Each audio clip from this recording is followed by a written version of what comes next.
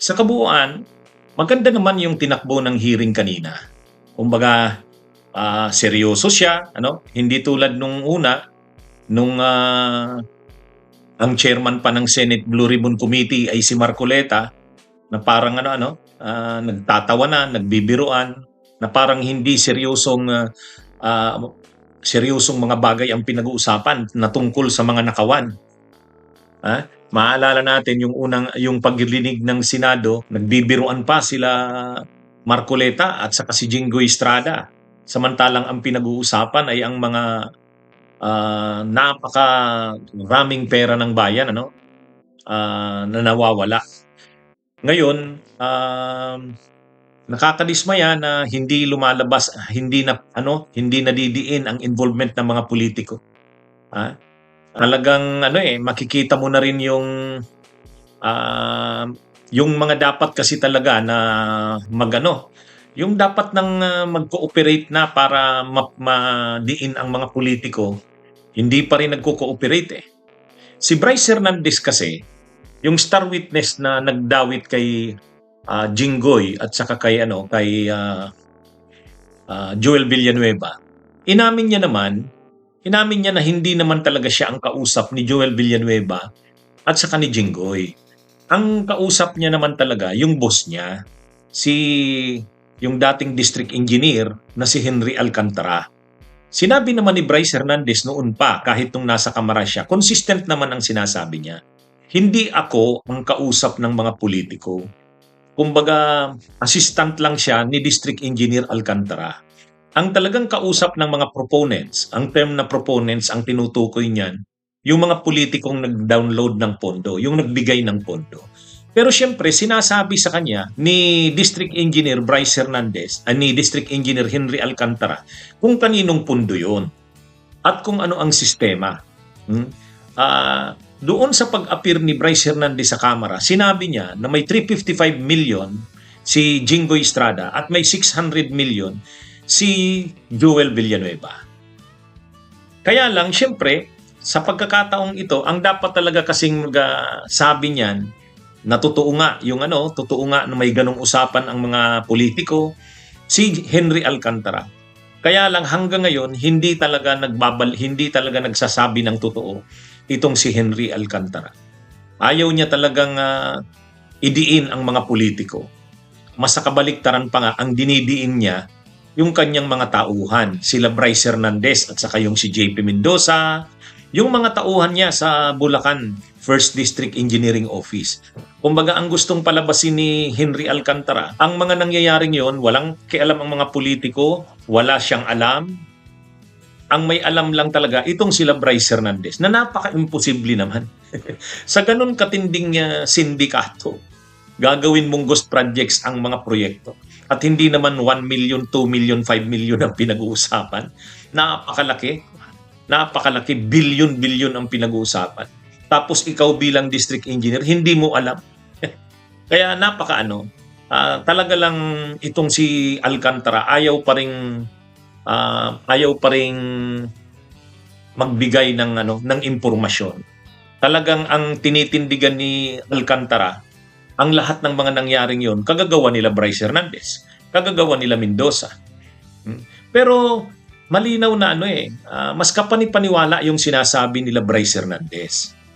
Kaya lang, ang alam lang kasi nila Bryce Hernandez na yung mga pundo nga na yon, yung 355 million galing kay Jinggoy, yung 600 million galing kay Villanueva. Ang sinasabi sa kanila ni Alcantara, galing nga yun sa mga politiko. At ini-implement nila yon, bibigyan din nila ng porsyento yung mga politiko, yung mga tinatawag nilang proponents. Ngayon mga kabunyog, mga kababayan, ang isang bagay din naman ditong napatunayan, una, totoong may 355 million na insertions sa 2025. Ang hindi na lang nai-establish kung kay kung kay Jinggoy nga ba yon. Pero hanggang kanina, konfirmado na may 355 million na insertions sa 2025 budget. Nagtatali ito sa sinasabi ni Bryce Hernandez. Pangalawa, totoo rin na may 600 million. Totoo rin yung 600 million. Pero hindi siya sa insertions. kinuha siya sa unprogrammed funds. O yan. So, ang importante din dito, mga kabunyog, mga kababayan, hindi talaga nagsisinungaling si Bryce Hernandez na may ganun ngang mga pondo. Yung 355 million kumpirmado, insertion siya sa 2025 GAA, General Appropriations Act ng 2025. At yung 600 million kumpirmado rin. Pero hindi siya sa insertion sa GAA. Hindi siya insertions. Ano siya? Unprogrammed fund. So ngayon, ang kailangan na dyan ma-establish, kay Jinggoy nga ba yun at saka kay Villanueva? Wala pa. Ang kailangan dyan, ang magsasabi talaga niyan kung kay Jinggoy nga ba yan o kay Villanueva, si Grace po. Si Grace po kasi siya ang Senate Finance Committee ng mga panahong yan. Kaya ito mga kabunyog, mga kababayan, hindi naman talaga alam syempre ni Bryce Hernandez kung kanino, yung detalye ng 355 million na yan. At pati yung 600 million, hindi niya alam ang detalye. Alam niya lang may dinownload. Ang sabi sa kanya ni Henry Alcantara, yung 355 million kay kay Jinggoy at yung 600 million ay kay Joel Villanueva. Pero ang magkukumpirma talaga niyan kung kanino yan, yung records ng Senado. O ang problema niyan, isusurinder nga ba yung mga records na yan? Magsasabihin ba ni Grace po ang totoo? Pero yung kumpirmasyon na mayroon nga bang 355 million na pondo sa Bulacan, totoo. Totoong insertions ito, 2025 GAA. Totoo nga bang may 600 million? Mayroon. Pero unprogrammed funds. Yan. Ngayon ang tanong, kay Jinggoy nga ba yon at saka kay Joel Villanueva, hindi pa napag-usapan kanina. Pero malalaman yan sa mga opisyal ng Senado. Ang problema kasi itong mga politiko, ayaw din nilang kailangan talaga kasi dito, kung talagang seryoso, dapat sabihin talaga yung ito bang mga proyektong ito ay kanino? Yung 355 million bang ito kanino? Si Bryce Hernandez kasi, wala siyang personal knowledge kung kanino yun eh. Sinabi lang sa kanya ni Henry Alcantara. Ang problema ngayon, si Henry Alcantara ay hindi nagko-cooperate. Siguro, ina-assure naman sa kanya ng mga politiko, basta't wag mo kaming ilalaglag, ang idiin mo lang ay sila Bryce Hernandez, sila Mendoza, maliligtas tayo dyan. Parang ganun kaya malakas ang loob niya ni Henry Alcantara na wag mag-cooperate eh. Siguro, ina-assure siya ng mga politiko, huwag kang mag-alala, huwag ka lang magsabi ng totoo. Idiin mo lang yung mga staff mo, maliligtas tayo dyan. Kasi pag nakikita mo, pag nagsasalita si Henry Alcantara, may malakas siyang may malakas talagang nasa likod niya. Parang siya na hanggang ngayon, pinapanindigan niya, wala siyang alam. Sino naman ang maniniwalang wala siyang alam sa ganun katindi, kalalaking proyekto? Pangalawa, ikaw ang head of office. Pangatlo, ghost projects ang pinag-uusapan dito. Hindi lang simpleng substandard. Pero yun nga mga kabunyog, mga kababayan. Ang nangyari dito, halimbawa, si Jinggoy kanina. So, ang isa pa doon, natutuwa si Jinggoy kanina kasi yung sinasabing Mina Jose, yung Mina Jose na nag-appear kanina, siya yung sa WJ Construction na pumunta doon sa August 19, pumunta sa Senado. Ngayon, anong nangyari? Kinumpirma nung Mina Jose na pumunta nga siya sa Senado. Pero ang sabi niya, hindi sa opisina ni Jinggoy. Pumunta siya sa opisina ni Erwin Tulfo. Kaya nadawit kanina si Erwin Tulfo eh. So tuwang-tuwa si Jinggoy kasi hindi siya yung pinuntahan. Kaya nga, sinabihan na naman siya kanina ni Marcoleta, talagang safe ka na. Pero, ang makikita natin dito, napanood nyo naman siguro, nag-init kanina, di ba? Nag-init si Erwin Tulfo. Bakit nag-init si Erwin Tulfo? Ay kasi napakainit ng isyong ito, tapos nababanggit ang pangalan niya. Kasi sinabi ni Mina Jose, yung WJ Construction na pumunta sa Senado, totoo na pumunta siya sa Senado, August 19, kaya yung nakuha sa CCTV na pumunta siya, totoo yun, pero hindi sa opisina ni Jinggoy Estrada. Pumunta daw siya sa opisina ni Erwin Tulfo. Pero ang sadya niya naman sa pagpunta doon, pag-usapan yung pagre-repair ng terasa, yung terrace ni Erwin Tulfo, yung opisina. Kasi tumutulo, ano yata, i-refurbish o ano. Oh. Ngayon, siyempre nabanggit si Tulfo. Nabanggit si Tulfo. Galit ngayon si Erwin Tulfo. Sabi ni Erwin Tulfo, nang pumunta ka sa opisina ko, staff ko ang kausap mo.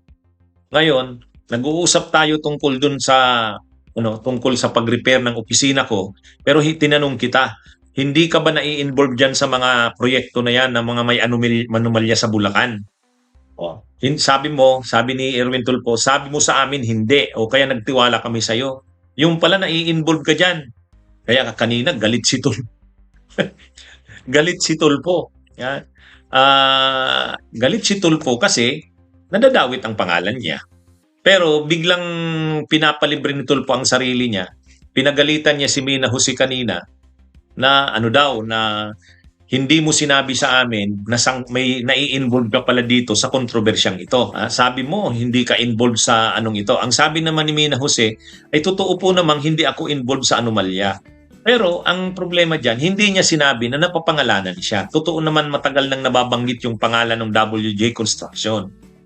Kaya dapat sinabi niya rin sana kay Tulfo. Pero anyway, nagalit si Tulfo. Ang malinaw dito, itong WJ Construction na ito, itong Mina Jose, ibig sabihin malakas ang koneksyon sa loob ng Senado. Ay kasi kung nabanggit siya ni Bryce Hernandez doon sa kontrata kay Jinggoy, tapos inamin niya rin mismo, pumunta naman siya kay Erwin Tulfo. So ibig sabihin, established ang koneksyon nitong Mina Jose diyan sa mga senador. Ang isang bagay dito mga kabunyog, mga kababayan na nai-establish natin, na ang mga senador, kagaya ng mga politiko tulad ng mga kongresista, ang pinagkakaabalahan nila hindi paggawa ng batas. Ang pinagkakaabalahan nila mga pundo sa mga proyekto, flood control, infrastructure at kung ano-ano pa. Yan ang malinaw dyan. Yan ang malinaw dyan. Halimbawa, yung 600 million na sinasabi kay Joel Villanueva, yung 355 million na sinasabi kay Jinggoy. Tapos yung pagpapakontratan, yung malamang pumunta yun si Mina Jose doon sa opisina ni Tulfo. May mga pag-uusapan silang mga proyekto. Yan yung yan sana yung dahilan bakit noong 2013 nung panahon pa ni Pinoy, nagkaroon na ng rally ang mamamayang Pilipino, yung Million March sa Luneta, na pinanawagan natin na tapusin na yung mga pork barrel na yan. Kasi yung sistema ng pork barrel na ang mga senador, mga kongresista, ay may mga pondo, hindi naman nila dapat trabaho yan bilang congressman, bilang senador. Ang trabaho nila ay hindi pagpagawa ng kalsada, mga tulay. Ang trabaho nila paggawa ng batas. Pero kahit diniklara na ng Korte Supremang illegal yung pork barrel, illegal yung PDAF, gumawa pa rin ng mga pamamaraan itong mga politiko. Sinercumvent pa rin nila, inikutan pa rin nila ang batas. Tuloy ang mga pinag-uusapan na yan na proponent ng ganitong flood control, proponent ng ganitong infra, mali yan hindi pwede yan. Kaya lang, ganun talaga ang nagiging kalakaran hanggang ngayon. Kaya itong mga ang ano lang naman dito, hindi kasi nagsasabi si Diskaya kung sino-sinong mga senador at congressman ang kausap nila. Hindi rin nagsasabi itong si District Engineer Alcantara kung sino-sinong mga congressman at mga senador ang naglagay talaga ng mga pundo na yan sa Bulacan. Pero ang malinaw, yung mga projects na yan, kung hindi yan galing sa DPWH, sa congressman yan at sa senador. Yan naman yung establisado dyan. At malinaw naman na itong mga senador at congressman ay may mga commission, may kickback, may SOP dyan sa mga projects na yan. Kaya lang, wala lang kasing nagtuturo. Wala pang kontraktor na umaamin, wala pang DPWH official na umaamin tulad nito ni District Engineer Alcantara. Ito kasing sila Bryce Hernandez, hindi sila direkta doon kila Joel Villanueva at Jinggoy. Itong si District Engineer Henry Alcantara ang may direktang access. Kaya anyway, mga kabunyog, mga kababayan, hindi pa ito tapos. Ang kailangan na natin ditong malaman, dapat ilabas na ng Senado, ilabas na ng Kamara yung listahan ng mga projects na prinopose ng mga kongresista sa iba't ibang lugar. Ang problema, ayaw nilang ilabas yun ayaw nilang ilabas kung anong mga projects ang prinopose ng mga kongresista at senador. Mula dapat Actually, mula dapat 2016 kasi hanggang 2025. Anyway, kung hindi yan kaya ng Senado, kung hindi yan kaya ng Kamara kasi nagkatatakipan sila, sana yung independent commission na binuo ni PBBM ay imbestigahan yan. Kasi ang problema kasi natin sa mga kongresista at sa mga senador, tinatakipan, pinoprotektahan ang kanilang mga kasamahan. Kahit napakalinaw na talagang sangkot ang mga kongresista at senador, pero pilit pa rin nilang tinatakpan. Ang nadidiin yung mga DPWH at saka mga contractors. Pero sana dito sa DPWH, itong komisyon na binuo ni PBBM, sana iba ang maging takbo. Sana maging totoo ito sa inaasahan na wala itong palilibrihin. Aabangan natin yan. Bunyog, bunyog, halikan na kasama ka. Bunyog, kapag buklod ay may pag-asa. Luzon, Visayas, Mindanao, isa ang pananaw. Sa bagong Pilipinas ang bunyog isisigaw. Bunyog.